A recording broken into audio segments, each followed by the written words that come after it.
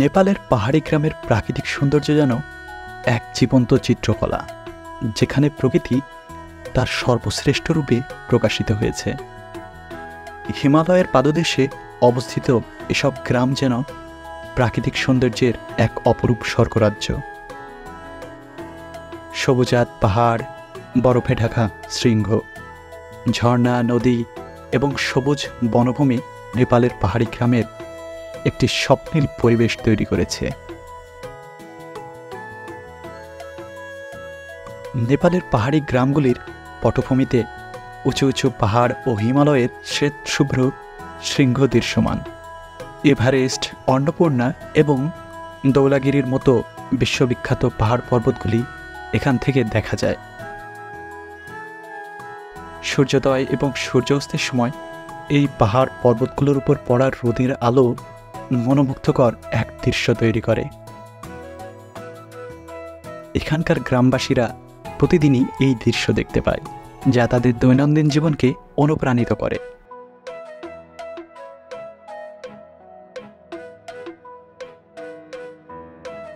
নেপালের পাহাড়ি গ্রামের মানুষের ঘরবাড়ি সাধারণত তাদের স্থানীয় প্রাকৃতিক সম্পদ এবং পরিবেশের সাথে খাপ খাইয়ে তৈরি করা হয়। এই ঘরবাড়িগুলো এক ধরনের সরল এবং টেকসই স্থাপত্যের উদাহরণ। ঘরগুলো সাধারণত কাঠ, পাথর এবং মাটির মিশ্রণ দিয়ে তৈরি করা হয়। পাহাড়ি এলাকায় প্রচুর পরিমাণে পাথর পাওয়া যায়, তাই পাথর এবং কাঠ সহজলভ্য হওয়ার কারণে এগুলোই প্রধান নির্মাণ সামগ্রী হিসেবে ব্যবহার করা হয়। কাঠের স্তম্ভ এবং বিম দিয়ে ঘরের কাঠামো তৈরি করা হয়, আর দেওয়ালগুলোতে পাথর বা মাটির প্রলেপ ব্যবহার করা হয়।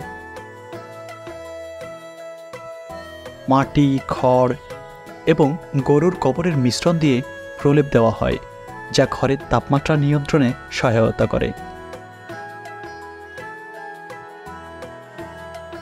এখানে বেশ কিছু ঘরবাড়ি শুধুমাত্র ছন দিয়ে তৈরি। কৃষিপণ্য থেকে সংগ্রহ করা এসব ছন বা খড় দিয়েই তৈরি করা হয়েছে এই বসতি ঘরগুলো। ঝড়, বৃষ্টি, বাদল সবকিছুকে উপেক্ষা করেই এই ঘরের ভিতরেই তাদের বসবাস। শিশু, কিশোর, নারী, পুরুষ সকলেই বসবাস করেন এই ছোট্ট ঘরের ভিতরে।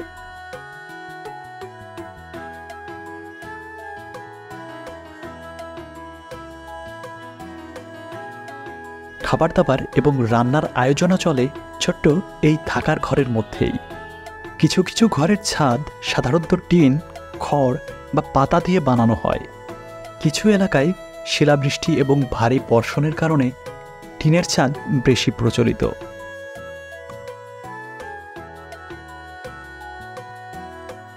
পাহাড়ি অঞ্চলে বাড়ির ছাদগুলো ত্রিভুজাকার বা ঢালু থাকে, যাতে বৃষ্টির পানি সহজে নেমে যেতে পারে। ঘরগুলো ছোট এবং সাধারণত 2 থেকে 3টি কক্ষের হয়।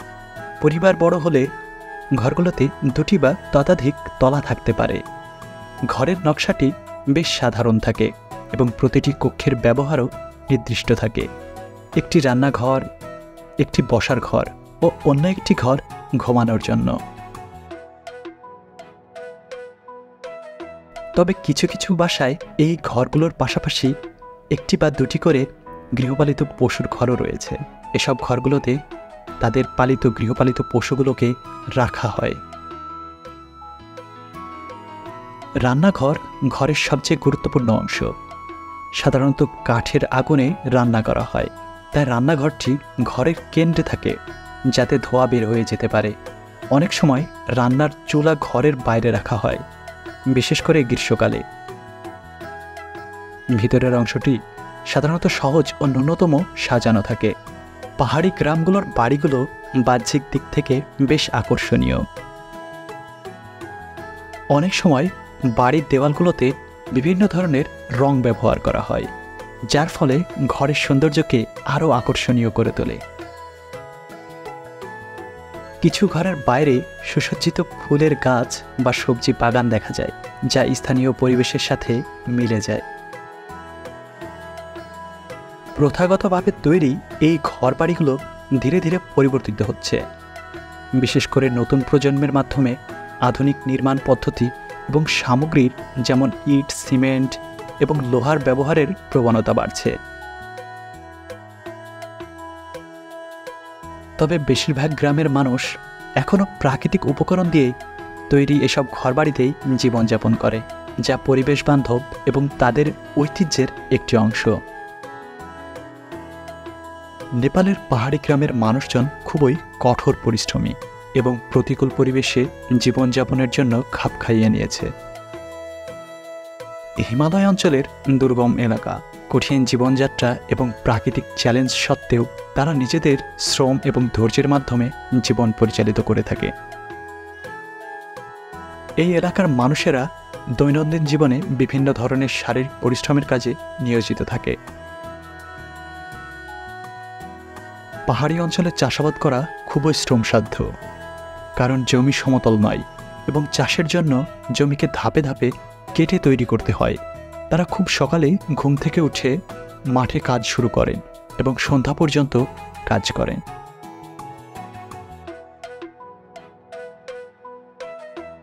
এছাড়া কাঠ সংগ্রহ করা, পানি বয়ে আনা এবং পশুপালনের দায়িত্ব পালন করেন অনেক কঠোর পরিশ্রমের মাধ্যমে।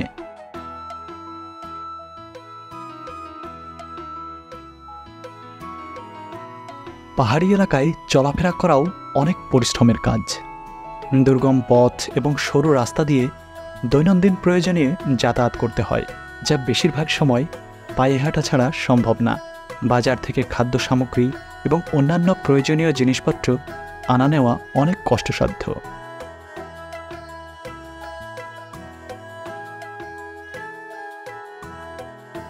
কিছু এলাকায়, বিশেষ করে প্রত্যন্ত অঞ্চলে, স্কুল বা চিকিৎসা কেন্দ্রে পৌঁছানোর জন্য ঘন্টার পর ঘন্টা পায়ে হেঁটে চলতে হয়।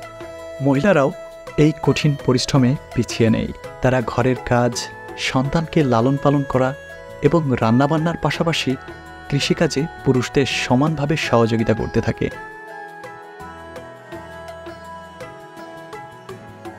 পানি সংগ্রহ করা, কাঠ কাটা, শাকসবজি ফলানো এবং পশুদের দেখাশোনা করা তাদের দৈনন্দিন কাজ। মহিলারা পাহাড়ি রাস্তা দিয়ে মাথায় বোঝা বহন করে, যা তাদের জন্য অনেক কষ্টসাধ্য। এমন হাজারো কষ্টসাধ্য কাজে নিয়োজিত থাকে এখানকার মহিলারা। এই পাহাড়ি গ্রামের মানুষের চলাচল এবং তাদের ব্যবহৃত রাস্তা এক ধরনের প্রতিদিনের চ্যালেঞ্জ এবং একই সাথে তাদের জীবনের একটি অপরিহার্য অংশ। দুর্গম পাহাড়ি ভূখণ্ডে বসবাস করা মানুষেরা পাহাড়ি রাস্তায় প্রতিনিয়ত যাতায়াত করে, যা শারীরিকভাবে কষ্টসাধ্য হলেও তাদের দক্ষতার সঙ্গেই সামলাতে হয়।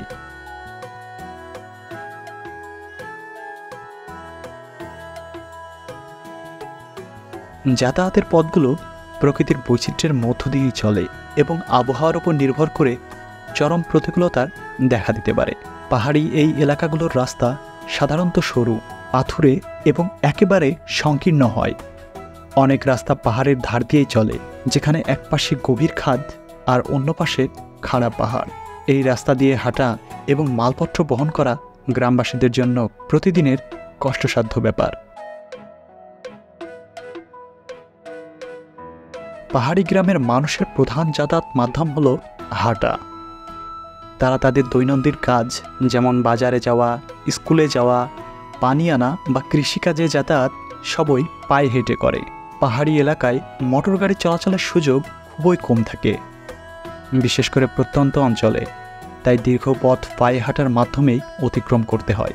বৃদ্ধ থেকে শুরু করে ছোট শিশু পর্যন্ত সবাই এই খাড়া পাহাড়ি রাস্তায় অনায়াসে হাঁটতে অভ্যস্ত।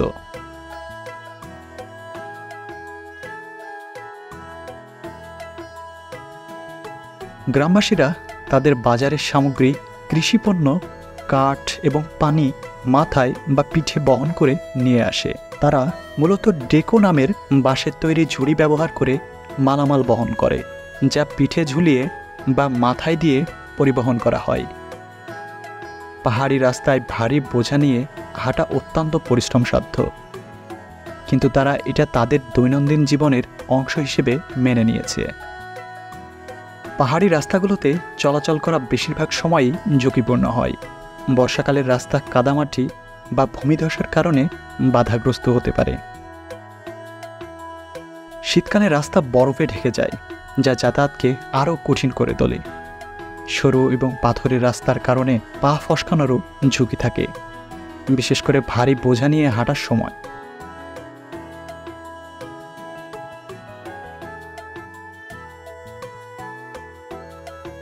নদী বা গভীর খাদ পারাপারের জন্য অনেক জায়গায় ঝুলন্ত ব্রিজ তৈরি করা হয়েছে। এগুলো পায়ে হাঁটার জন্য নির্মিত সেতু, যা বাঁশ বা ধাতব তার দিয়ে তৈরি করা হয়েছে।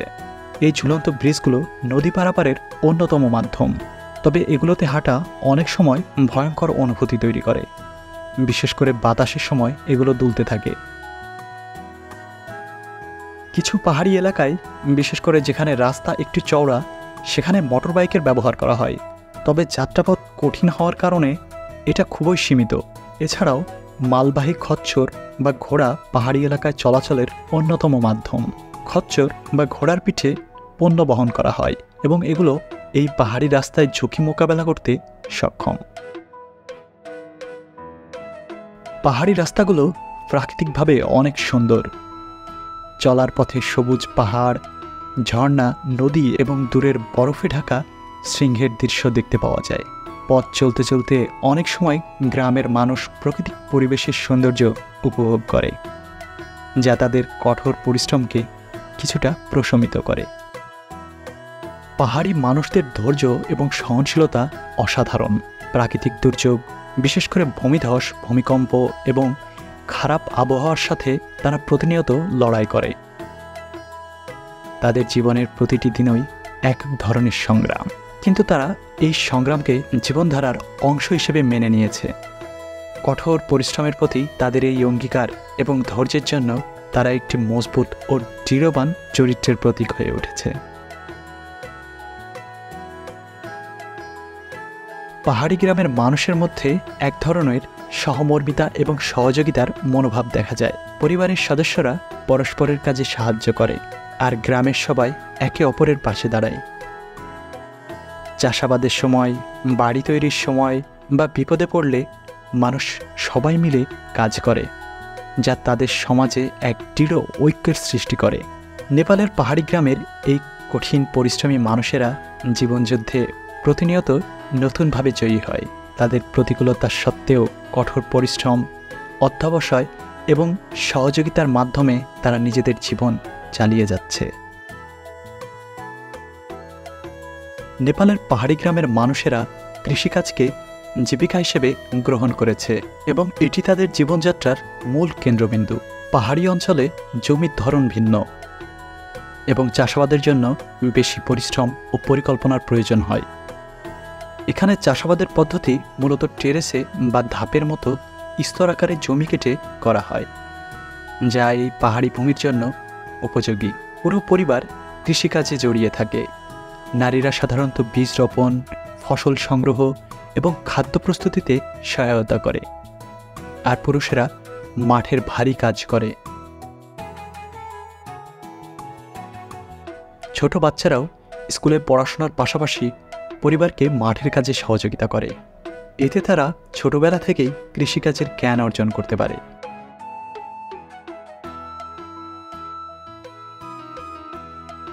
পাহাড়ি গ্রামগুলোতে ধান চাষ একটি গুরুত্বপূর্ণ কৃষিকাজ এবং প্রধান খাদ্যশস্য উৎপাদনের উৎস। তবে পাহাড়ি ভূখণ্ড এবং প্রতিকূল আবহাওয়ার কারণে এটি অত্যন্ত শ্রমসাধ্য এবং চ্যালেঞ্জিং। নেপালের কৃষকেরা পাহাড়ি এলাকার ধাপ বা টেরেস আকারে জমি তৈরি করে ধান চাষ করে। পাহাড়ি এলাকায় ধান চাষের জন্য সমতল জমি নেই, তাই চাষাবাদের জন্য তারা ধাপে ধাপে জমি কেটে টেরেস আকারে তৈরি করে।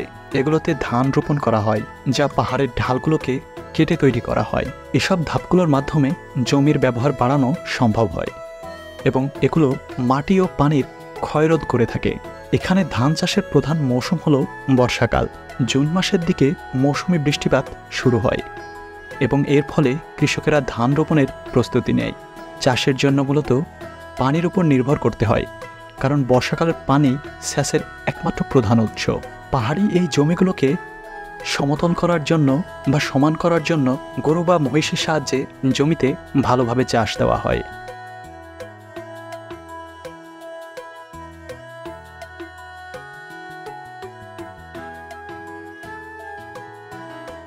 ভালোভাবে জমি চাষ দেওয়া শেষ হলেই ধানের চারা রোপণের পালা। পরিবারের সকল সদস্য, নারী, পুরুষ এবং শিশুসহ সকলেই এই কাজে অংশগ্রহণ করে। তারা সারিবদ্ধভাবে ধানের চারা রোপণ করতে থাকে। এখানের পাহাড়ি গ্রামগুলোতে গম চাষ একটি গুরুত্বপূর্ণ কৃষিকাজ। ধানের পরে গমই হল এখানের দ্বিতীয় প্রধান শস্য। পাহাড়ি এই এলাকাগুলোতে গম চাষ সাধারণত শীতকালে করা হয় এবং ফসল তোলার সময়টি বসন্তের দিকে আসে।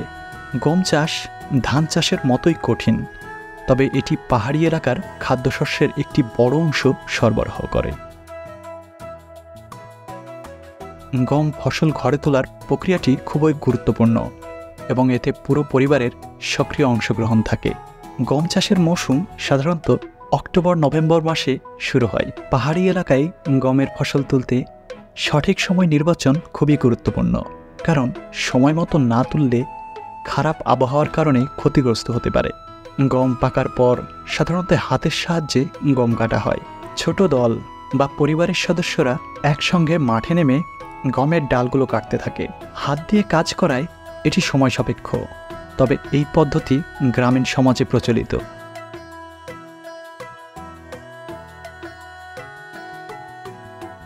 গম কাটার পর মাড়াইয়ের জন্য ডালপালা একত্রিত করে শুকানো হয়। এরপর গমের শীষগুলো মাড়াইয়ের মাধ্যমে আলাদা করা হয়। গমের ফসল ঘরে তোলার পুরো প্রক্রিয়াটা অত্যন্ত পরিশ্রমসাধ্য এবং সময় নির্ভর। পাহাড়ি এলাকায় সমতল জমি কম, তাই পাহাড়ি ঢালু জমিতে ফসল কাটতে এবং মাড়াই করতে বেশি পরিশ্রম করতে হয়। এছাড়া গম মাড়াইয়ের জন্য আধুনিক যন্ত্রপাতির অভাব থাকায় মূলত পুরনো পদ্ধতির উপর নির্ভর করতে হয়। তবে গ্রামের মানুষের ঐক্যবদ্ধ প্রচেষ্টায় এই কঠিন কাজও তারা সফলভাবে সম্পূর্ণ করে। গম থেকে আটা তৈরি করা হয়, যা রুটি বা চপতি হিসেবে প্রতিদিনের খাদ্য হিসেবে খাওয়া হয়। গমের তৈরি রুটি ভাতের পাশাপাশি বা বিকল্প খাদ্য হিসেবে ব্যবহৃত হয়। এখানে গম থেকে আটা তৈরির জন্য প্রকৃতিকে দারুণভাবে কাজে লাগানো হয়েছে। পাহাড়ের উপর থেকে বয়ে আসা পানির গতিকে দারুণভাবে কাজে লাগিয়েছে এই জনপদের মানুষগুলো। মূলত পানির স্রোতকে কাজে লাগিয়ে পাথর ঘুরিয়ে গম থেকে তৈরি করা হচ্ছে আটা।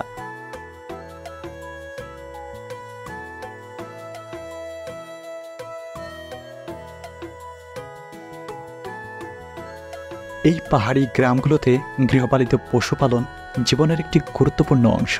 কৃষিকাজের পাশাপাশি গৃহপালিত পশুপালন পরিবারের আয়ের একটি বড় উৎস এবং দৈনন্দিন জীবনে খাদ্য, সার ও জ্বালানি সরবরাহ নিশ্চিত করে। নেপালের পাহাড়ি এই এলাকায় প্রধানত গরু, ছাগল, ভেড়া, ইয়ার্ক, মুরগি এবং মাঝে মাঝে মহিষ পালন করা হয়।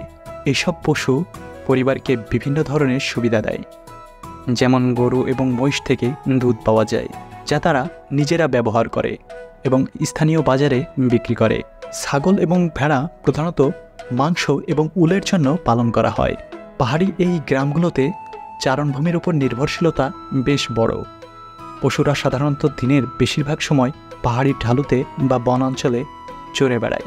তাদের জন্য বিশেষ কোনো খামার বা খাঁচা তৈরি করা হয় না, বরং দিনের শেষে পশুগুলোকে ঘরের কাছাকাছি নিয়ে আসা হয়।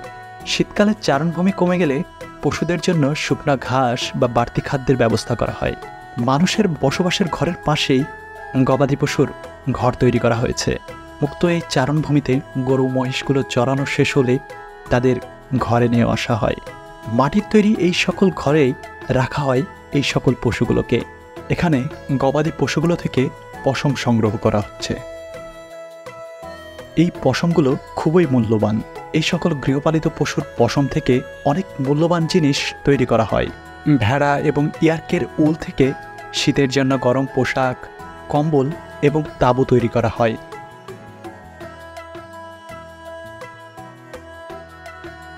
সংগ্রহ করা গবাদি পশুর পশমগুলোকে এই প্রক্রিয়ার মাধ্যমে সংরক্ষণ করা হয়। গৃহপালিত পশু শুধুমাত্র পরিবারের খাদ্য এবং অর্থনৈতিক নিরাপত্তার উৎস নয়, এটি সমাজের আচার ও অনুষ্ঠান ও ধর্মীয় কাজের গুরুত্বপূর্ণ ভূমিকা পালন করে। অনেক উৎসবে পশু উৎসর্গ করা হয় এবং এটি সমাজের মধ্যে সম্প্রীতি ও ঐতিহ্যের একটি অংশ। নেপালের পাহাড়ি গ্রামের মানুষের খাদ্য তালিকা সরল, পুষ্টিকর এবং স্থানীয় উপকরণের উপর ভিত্তি করে তৈরি। পাহাড়ি অঞ্চলে ডাল ভাত সবচেয়ে প্রচলিত এবং প্রধান খাবার। ভাতকে প্রধান কার্বোহাইড্রেট হিসেবে খাওয়া হয়, আর ডাল প্রোটিনের একটি গুরুত্বপূর্ণ উৎস। ভাত ও ডাল প্রতিদিনের খাবারের মূল উপাদান, যা প্রায় প্রতিটি পরিবারের খাবারের অংশ। ভাতের পাশাপাশি রুটি একটি গুরুত্বপূর্ণ খাবার।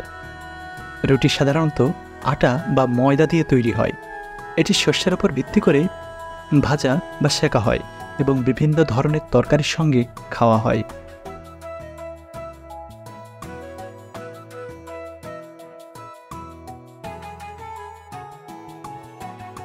বর্ষাকালে যখন বৃষ্টি পড়ে তখন এসব ক্ষেতের চারপাশে সবুজের আবরণ থাকে, যা দেখলে মনে হয় প্রকৃতির আঁকা এক চিত্র।